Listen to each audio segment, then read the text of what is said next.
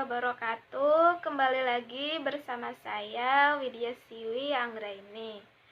Topik pembahasan kali ini mengenai estimasi model regresi data panel pada analisis regresi data panel. Pembahasan ini adalah pembahasan dari pertemuan ke-10 mata perkuliahan metodologi penelitian akuntansi. Oke, langsung saja simak penjelasan berikut ini. Seperti biasa, sebelum saya memberikan tutorial bagaimana melakukan estimasi model regresi data panel, di sini saya akan sedikit membahas mengenai analisis regresi data panel itu sendiri. Karena mungkin ya di sini masih banyak yang belum tahu mengenai apa itu analisis regresi data panel. Analisis regresi data panel merupakan analisis regresi dengan struktur data yang merupakan data panel. Data panel itu merupakan gabungan antara data cross section dengan data time series. Data cross section ini adalah data dari beberapa unit pengamatan yang dilakukan dalam satu titik waktu. Contohnya, kita ingin melakukan pengamatan dari beberapa perusahaan, itu misalnya kita ambil contoh 3 perusahaan. Perusahaan A, perusahaan B, dan perusahaan C. Di situ kita akan melakukan pengamatan terhadap kinerja keuangan yang terdiri dari ROA, DER, dan ROE pada waktu yang sama, yaitu tahun 2017. Jadi data cross section ini berfokus pada beberapa unit pengamatan, tetapi dilakukan dalam satu titik waktu yang sama. Sedangkan untuk data time series ini adalah data dari satu atau lebih unit pengamatan yang dilakukan dalam kurun waktu atau periode tertentu. Contohnya, kita ingin melakukan pengamatan di perusahaan B, tetapi mengenai tingkat penjualan dari periode 2015 sampai 2019. Nah, untuk data time series ini pengamatannya itu dilakukan berdasarkan periode waktu. Nah, seperti itu. Nah, selanjutnya untuk melakukan estimasi model regresi data panel, ini dibagi menjadi 3 model yang dapat digunakan. Yang pertama ada common effect model, yang kedua ada fixed effect model, dan yang ketiga ada random effect model. Nah, untuk common effect model ini merupakan model yang paling sederhana untuk melakukan estimasi model regresi data panel, karena hanya menggabungkan antara data cross section dengan data time series dan menggunakan metode OLS dalam melakukan estimasi model regresi data panel tersebut.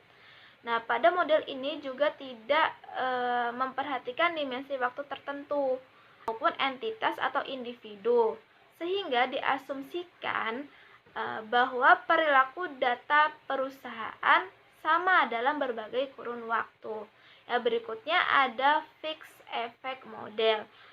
Model ini mengasumsikan bahwa intercept dari setiap individu adalah berbeda, sedangkan slope antara individu adalah tetap atau sama.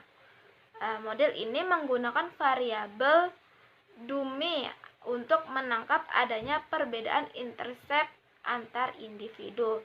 Selanjutnya yang ketiga ada random effect model. Model ini mengasumsikan setiap perusahaan mempunyai perbedaan intercept yang mana intercept tersebut adalah variabel random atau stokastik. Nah, model ini juga sangat berguna jika individu diambil sebagai sampel adalah dipilih secara random dan merupakan wakil populasi. Nah, tadi kan dibahas mengenai intercept dan slope ya. Mungkin di sini pasti masih bingung ya mengenai apa sih itu intercept, apa itu slope. Nah, intercept adalah secara statistika itu nilai intercept ini merupakan nilai rata-rata pada variabel Y apabila nilai variabel X itu bernilai 0. Dengan kata lain, apabila variabel X tidak memberikan kontribusi terhadap variabel Y, maka secara rata-rata nilai dari variabel Y akan sebesar intercept tersebut. Jadi intercept ini hanya berupa konstanta yang memungkinkan memunculkan koefisien di dalam mode regresi. Sementara untuk slope yaitu dalam suatu persamaan regresi, slope ini merupakan koefisien regresi untuk variabel X. Nilai slope dapat diartikan sebagai rata-rata pertambahan atau pengurangan yang tergantung dari jenis koefisiennya, baik plus ataupun minus ya, yang terjadi pada variabel Y untuk setiap peningkatan satu satuan variabel.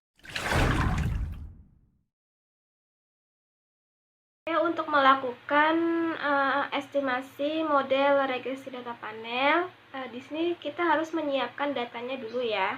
Di sini saya sudah menyiapkan datanya di Excel. Nah, contoh kita ingin melakukan penelitian dengan judul pengaruh size, return on asset atau ROA, debt to asset ratio atau DAR, non-performing finansial, dan penerbitan sukuk terhadap pengungkapan Islamic Social Reporting pada perbankan syariah di Indonesia tahun 2012 sampai 2016. Nah, di sini saya mempunyai 9 perusahaan ya untuk diteliti. Yang pertama ada PT Bank BCA Syariah, yang kedua ada Bank BNI Syariah, yang ketiga ada Bank BRI Syariah, yang keempat ada Bank Syariah Bukopin, kelima itu ada Bank Syariah Mega Indonesia, yang keenam ada Bank Muamalat Indonesia, yang ketujuh itu ada Bank Panin Syariah, kedelapan itu Bank Aceh Syariah, dan yang terakhir itu yang kesembilan ada Bank PT Bank Syariah Mandiri. Setelah data ini kita siapkan ya semuanya, yaitu ada size-nya, ada ROA, ada DAR, NPF, sukuk, dan ISR-nya itu sudah disiapkan semua. Kita selanjutnya ke program eViews-nya. Nah, ini merupakan tampilan awal dari program eViews. Untuk langkah pertama itu kita harus menginput data ya. Yang pertama kita klik file, new terus work file. Nah, ini akan tampilan seperti ini. Nah, pada work file struktur tipe kita pilih balanced panel karena merupakan data panel ya. Nah, untuk panel specification itu frekuensinya itu tetap ya annual. Untuk start date kan tadi kita mulainya itu dari periode 2012 sampai 2016. Jadi untuk start date-nya kita awal dengan 2012, untuk end date-nya itu 2016, dan number of cross section-nya itu ada 9 ya, karena 9 perusahaan. Nah, berikutnya untuk work file names-nya ini, untuk WF ini kita isi data panel karena merupakan estimasi model data panel ya. Lalu ketika sudah kita klik OK. Nah, akan seperti ini munculnya. Berikutnya kita pilih objek, new object. Nah, ini akan tampil seperti ini. Kita pilih type of objeknya ini series. Nah, untuk name for objeknya kita ganti variabel yang pertama itu size. Lalu kita klik OK. Nah, di sini kita buka work file-nya. Nah, akan tampil seperti ini. Kita klik edit. Nah, kita copy paste dari data yang kita punya di Excel tadi. Kita copy semuanya.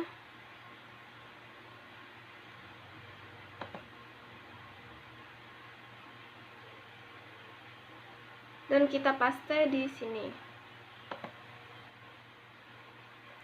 Nah, ini datanya sudah terisi semua, sudah terinput. Berikutnya, lakukan cara yang sama untuk semua variabelnya.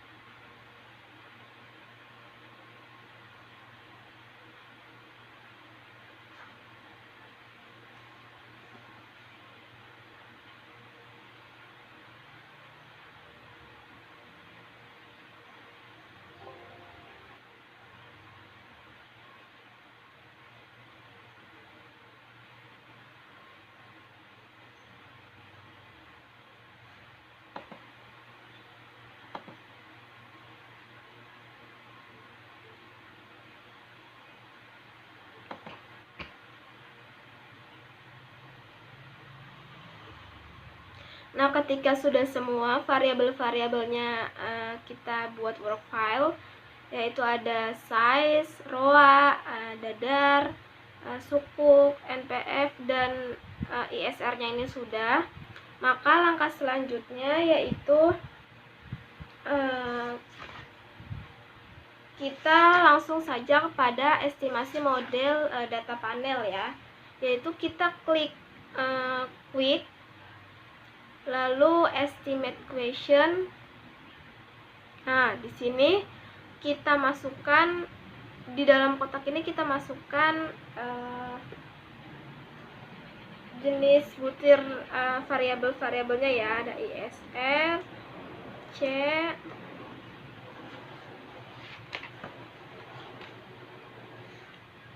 size, roa, dar, npf, dan sukuk. Nah, ketika sudah semua, maka kita klik pada panel optionnya, kita pastikan pada cross sectionnya itu none ya, karena ini kita pertama ini akan melakukan uji common effect model. Setelah itu kita klik OK.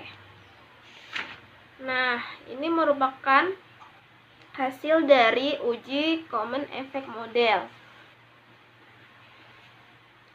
Nah, di sini saya jelaskan untuk period include ini merupakan periode kita melakukan penelitian, yaitu dari 2012 sampai 2016. Untuk ini periode include ini juga bisa disebut dengan data time series. Nah, berikutnya ada cross section. Cross section include ini ada 9, itu 9 perusahaan yang kita pakai ya, perusahaan bank syariah. Total panel balance ini merupakan jumlah observasi ya antara time series dan cross sectionnya, yaitu ada 45. Nah, untuk variabel ini merupakan variabel dari penelitian kita, ada size, roa, dar, npf, dan sukuk. Nah, untuk coefficient itu merupakan coefficient beta regresi data panel sesuai dengan variabel yang ada. Nilai ini digunakan untuk membentuk persamaan regresi data panel.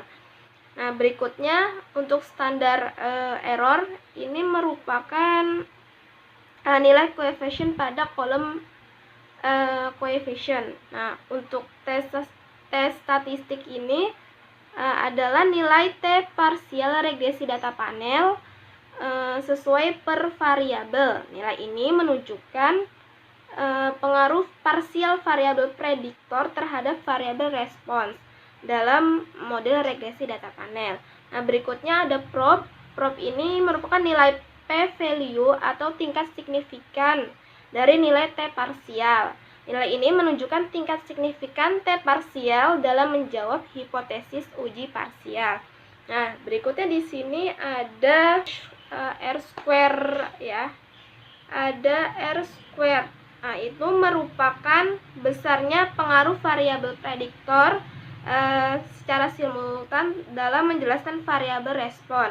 Nah, jika nilai ini lebih besar dari 0,5, maka kemampuan atau pengaruhnya kuat. Nah, apabila di bawahnya, maka pengaruhnya tidak kuat. Nah, berikutnya di sini ada probe F statistik. Nah, probe F statistik ini merupakan sama seperti tadi, nilai p-value atau tingkat signifikan tapi dari nilai F statistiknya. Nah, jika p-value ini nilainya kurang dari 0,05, maka menerima H1 atau hipotesisnya itu terbukti. Nah, jika nilainya itu melebihi 0,05, maka menerima H0 atau tidak terbukti hipotesisnya. Seperti itu. Nah, berikutnya untuk melakukan uji estimasi fix efek model ya. Berikutnya ini kita simpan saja ya file ini, yaitu kita klik name. Ini biarkan ini EQ01, kemudian kita klik OK aja. Oke. Nah, langsung untuk melakukan estimasi fix efek model, kita klik persamaan EQ01 tadi yang kita simpan. Nah, kemudian kita seperti tadi ya, common efek model, yaitu kita quick estimate. Nah, kita masukkan variabel-variabelnya ya.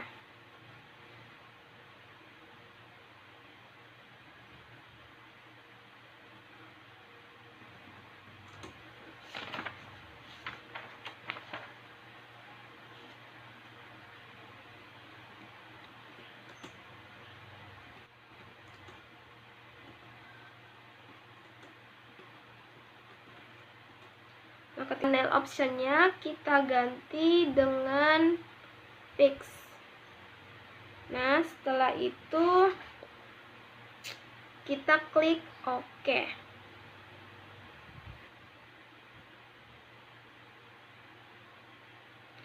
Nah, ini tampilan dari fix efek model.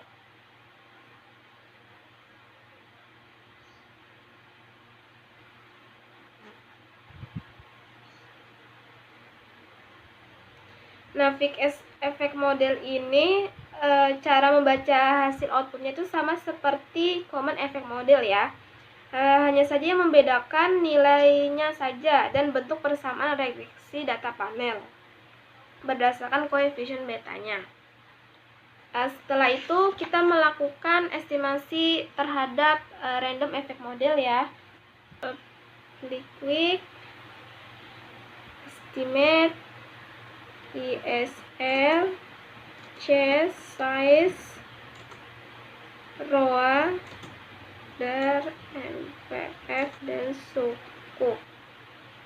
Lalu untuk panel optionnya kita pilih random dan kita klik OK.